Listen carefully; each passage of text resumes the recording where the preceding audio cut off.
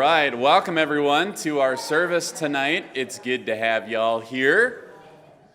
A very special welcome to the Potter family. Welcome, Jonathan, Joanna, and the little ones. They're around here somewhere. Where did the girl? Two of them? I know you had three. Did you lose one already? All right, that works.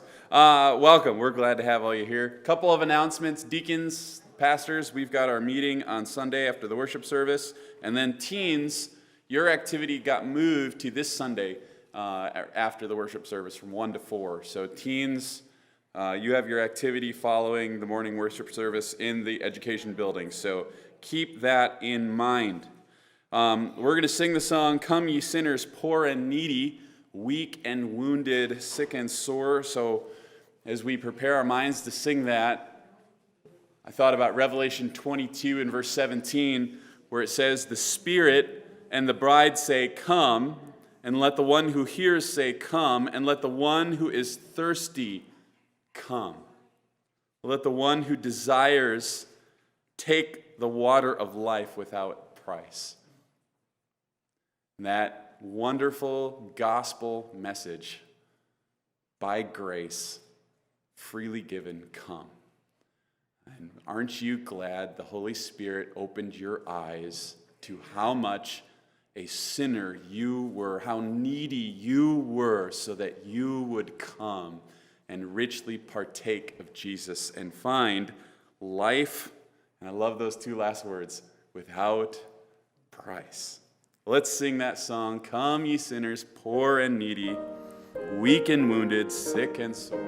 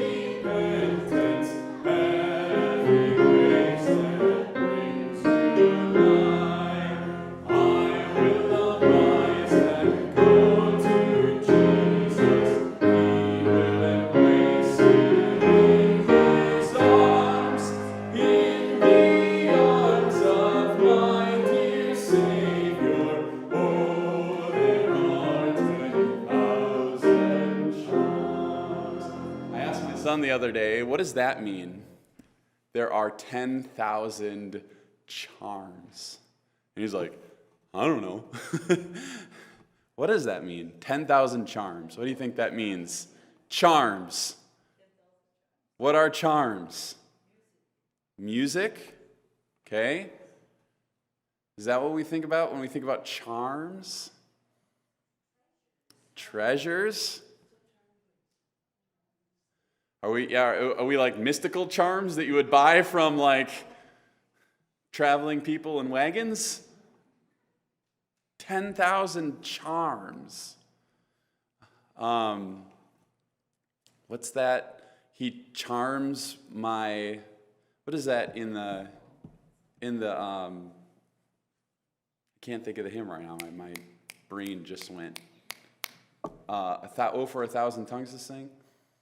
I think it talks about charms in that hymn as well. That's your homework for the week. Go and figure out, what did the hymn writer mean when he said there are 10,000 charms in the arms of my dear Savior. It seems like blessing is the basic meaning of what he's talking about, but it's kind of helpful to know what we're singing about. If we're going to worship, we need to do it intelligently and thoughtfully. So anyways, that's your assignment for the week. Figure out what that songwriter was talking about. All right, we'll end there because I've already taken enough of Pastor Stevens' time. So thank you for your good singing tonight. Pastor Stevens, come on up. Okay, great to be here again tonight. If you are a regular attender on Wednesday night and haven't received one of the outline packets, would you raise your hand? Okay, nobody needs one? All right. Our theme passage for this series is John chapter 8, verses 30 through 32, especially verse 32. As he spake these words, many believed on him. Then said Jesus to those Jews which believed on him, If you continue in my word, then are you my disciples indeed, and you shall know the truth, and the truth shall make you free. And one thing I have pointed out every time is that he is speaking to believers. He's speaking to those that believed on him. For years, I thought this verse really applied only to when you get saved. And obviously, when you get saved, the truth sets you free in a big way. But he spoke these words to believers, and you already know from my introduction several weeks ago how the Lord brought all this material to my mind, and the subject that we're looking at primarily is besetting sins. Now, there's some sins that you can just stop, period. You can stop listening to the wrong kind of music. You can stop watching the wrong kind of television. You can stop looking at dangerous websites on the computer. Some things you can just plain old stop. But then there are those besetting sins, and we'll get into that a little bit later. But just to introduce that this is where we're headed, how to get victory over these besetting sins. So we begin by, of course, spending the first session on an introduction, primarily how God brought all this attention to my mind, and how it then became this series. Then the second session we spent just talking about sin. And the reason for that is because I think that these besetting sins that we have over a period of time, we just get to the point where we think, well, I'm never going to be able to overcome this. I guess I'm just going to have to live with it. Or we get to the point where we think, this is not all that bad. I mean, people are doing a whole lot worse things than what I am. We tend to whitewash our sin. And so I spent a whole series on that just to alert us to the fact that sin is damaging. Sin is something that we must deal with and not just kind of sweep under the rug. And then last week we looked at the first section. Again, if you have the notes, please hang on to them because we'll use them throughout the whole series. And I can always make more, but I only have so many. So again, anybody want the notes that doesn't have them? Okay. Last week then we looked at our warfare. And we talked about the fact that Satan has declared war. And when we allow ourselves to participate in things that we know we ought not, things that we know God does not approve of, it starts a war in our hearts and our souls. And so we looked at the two different kind of weapons that 2 Corinthians 10, 3 and 4 talk about. They talk about, first of all, fleshly weapons, and that says, like willpower. I'm going to get my act together. I can handle this. I can work my way through this. Or ingenuity, or formulas, step 1, step 2, step 3 type of things. Fleshly weapons, where we're depending really on ourselves or on human resources. And then the other one it talks about is spiritual weapons, which are mighty to overcome strongholds, and that word strongholds can also be translated prisons or tombs, T-O-M-B-S, tombs. So we get this feeling like I'm trapped, there's this sin that I just can't seem to control. And so that was our warfare, the fact that, Satan has declared war. Way back in the garden, well, even before that, he declared war when it's expelled from heaven and then came down and began with the first man and woman created, and it's been going on ever since. And so we are involved in a warfare. And so we're ready then for Roman numeral 2, and that is our wounds. Psalm 109, verse 22, David says this, "For I am poor and needy and my heart is wounded within me. What does it mean to have a wounded heart? Who can tell me? What does it mean to have a wounded heart? We're talking about our warfare. We're talking about the fact that the Lord calls us soldiers, and we're to fight the good fight of faith and so on, but we get wounded in that warfare. Y'all had some really good discussion last week, and I'm hoping we can just take off on that again this week. Wounded heart.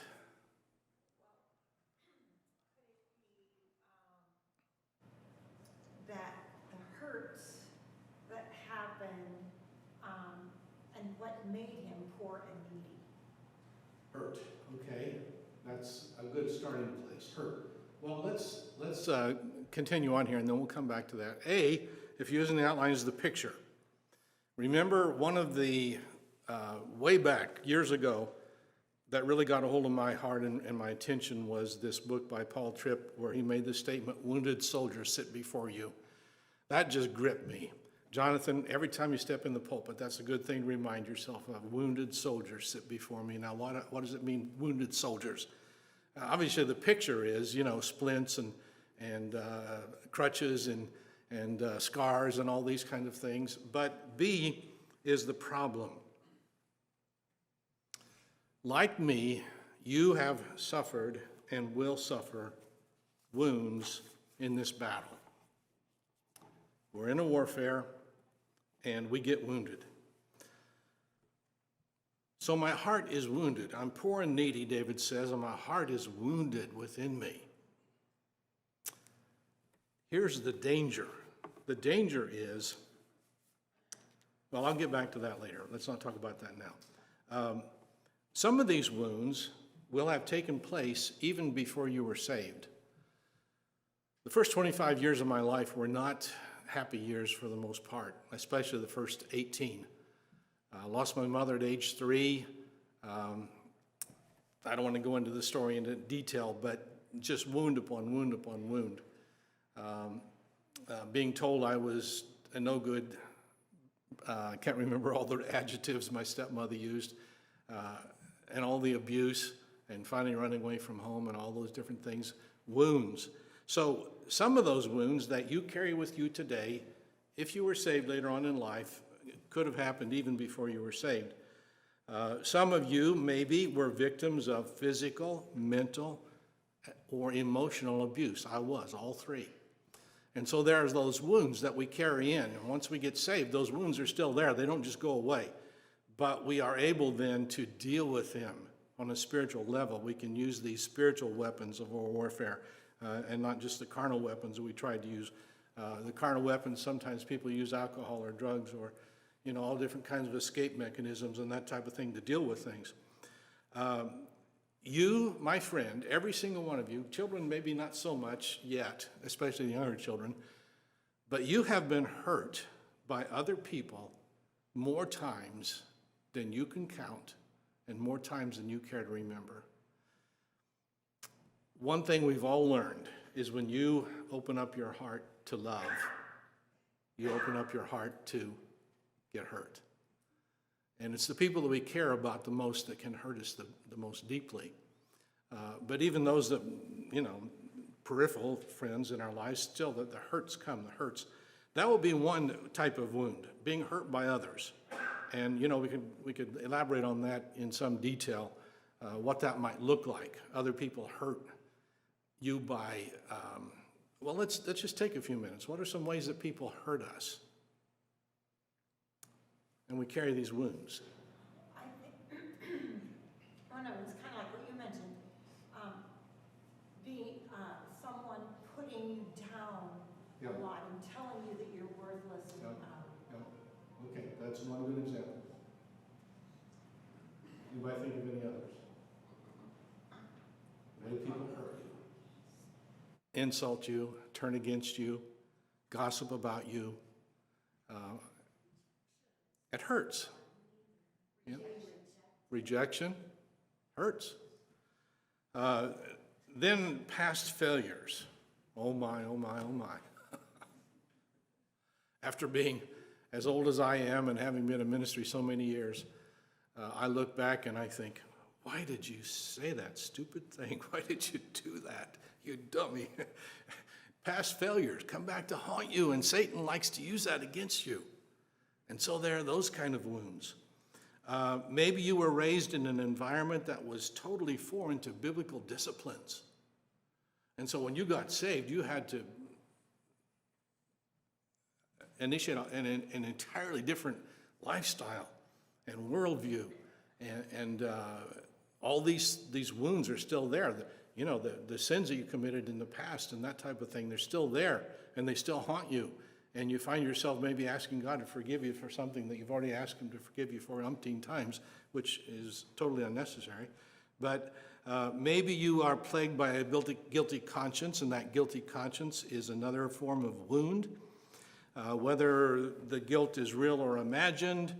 And all of these wounds that we experience then begin to cause wrong thinking patterns. And again, like I said last week, this word think is going to come up over and over and over. Our mind. Remember, the whole process is to change the way we think. Jesus said, "You shall know the truth, and the truth will make you free." What does it mean to know the truth? It means to intimately be aware of what the truth is, but not just, okay, I know God is holy. That's just mental knowledge, but experiential knowledge. Because I know that God is holy, then I ought to be holy because he's holy.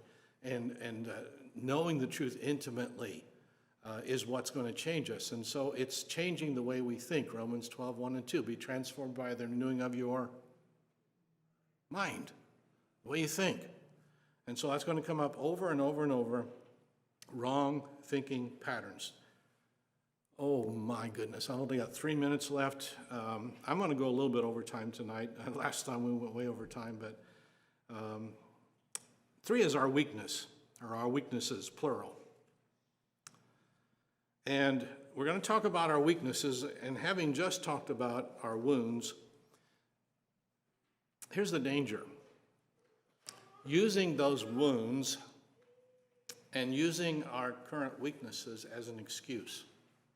Yes, I know this is wrong, but here's what happened to me in my past. And that's the reason why I am the way I am.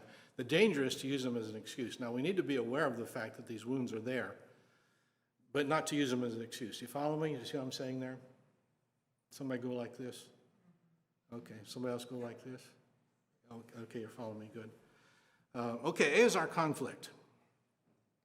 Again, coming back to these various strongholds that the enemy has erected in our lives. And so, again, each of us struggle with sins we feel incapable of conquering. And you find yourself confessing the same sins over and over and over, sometimes even for years. A prime example to me was every first Sunday of the month, the Lord's Supper rolls around, I would find myself confessing the same thing. And just feeling trapped, feeling like I'm in this tomb, in this prison. And so there are 2 categories, and some of this is review already, but there are addictions, like alcohol, drugs, pornography, gambling. And then there are the besetting sins. Now, it could be that there's someone here tonight or someone listening on live stream that actually is involved in an addiction and maybe not even realizing it. The second category is what I call besetting sins. And so what I would like for us to do is just spend a few minutes suggesting what some of those besetting sins might be, obviously without getting explicit, but what might some of those besetting sins be for a Christian? Getting angry so easy? Anger, temper, bad temper. Okay? This is easy. We should be able to come up with a whole bunch. Complaining, which demonstrates dissatisfaction with how God has allowed circumstances in my life. Rhonda? Sometimes like worrying too much. Yeah, absolutely. The Bible tells us, be anxious for nothing, but in everything by prayer and supplication, let your requests be known to God. Russ? Rebellion. Rebellion. Yes, as the sin of witchcraft.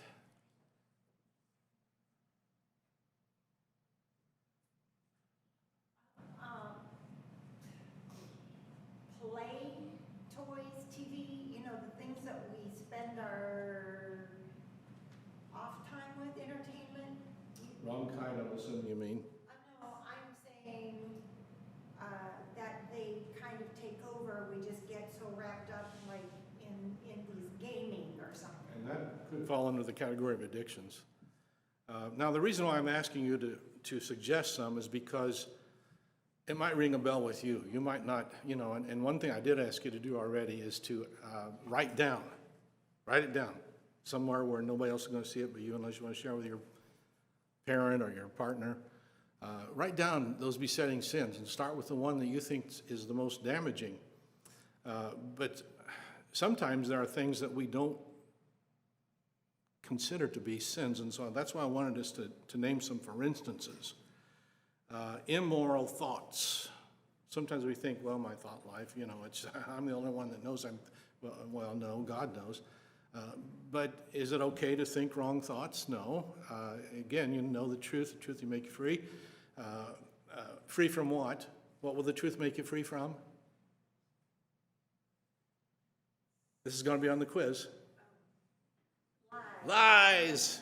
Truth makes you free from lies. Oh, it makes sense, right? Most people would say automatically sin, and that's true. But primarily what the Lord was saying is the truth will make you free from these lies. And we'll get into that more and more and more as we go on, and I think you'll see it more and more. So immoral thoughts. How about anger? Oh, you said temper. Okay. Rhonda said worry. How about doubt? Doubting God. John. Would somebody being overcritical of people all the time? Being critical of people. Gossip. Would usually take that, at least that would be the direction that would go. Feelings of inferiority, feelings of superiority, a refusal to submit to authority, impatience. And the list goes on and on and on. Impatience, do we normally think of impatience as being a sin? If not, why not? Russ. When I do that, I think it's because I'm superior. Well, you're probably right, but why else? Yeah, I mean, that's pretty much across the board. We don't want to admit it. A lot of times we justify ourselves. I mean, that person is just not caring about the way I think and Rachel, is that what you want to say? We justify ourselves, we make excuses, and we get into that later on as well. Okay, so you may feel trapped, you may conclude you will never have victory, and of course, we're not saying that you can get to the point where you completely stop sinning. Obviously, that's not going to happen. And again, there are some sins that you're just going to point blank. I mean, there were some sins that I quit the night I got saved. Never went back to them. By the grace of God, never will. But the point is this: you can get to the place in your life when instead of the sin controlling you, through God's enablement, the sin is being controlled. There's a big difference there. Either sin controls us or we control the sin through God's enablement. And so we can't completely stop sinning, but we can get victory over sin. And so B is our commitment, and we'll have to stop with this because of time. But here is one big question. Do I really want to overcome? And I have dealt with that a little bit already, so I won't say a whole lot about it. But remember, the Bible talks about in Hebrews chapter 11 and verse 25 about Moses choosing rather to suffer affliction with the people of God than to enjoy the pleasures of sin for a season. Why do we sin? I can only think of about 3 reasons why we choose to sin, knowingly sin. Somebody tell me one. Yeah, that's what the verses said. Pleasure. Get some pleasure out of it. What might be another reason why we knowingly sin?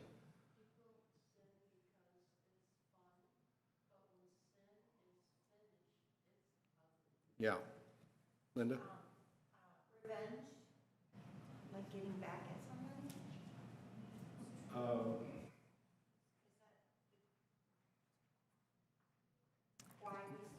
Okay, I want to get back to, okay, I don't want victory over, I want them to suffer. Okay. Yeah, I never thought of that one. I had to think it through up here. Could be.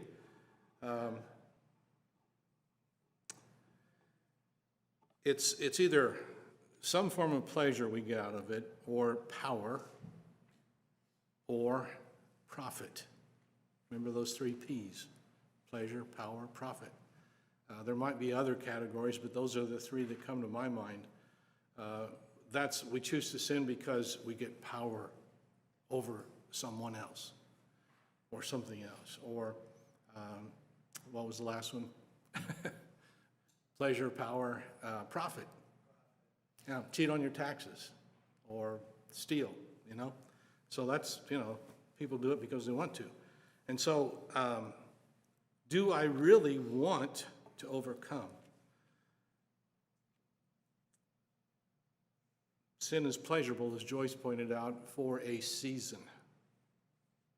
For a season.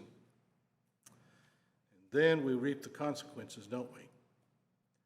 So that brings us to our next point, and that is our willfulness. And unfortunately, we have to stop because we are out of time already.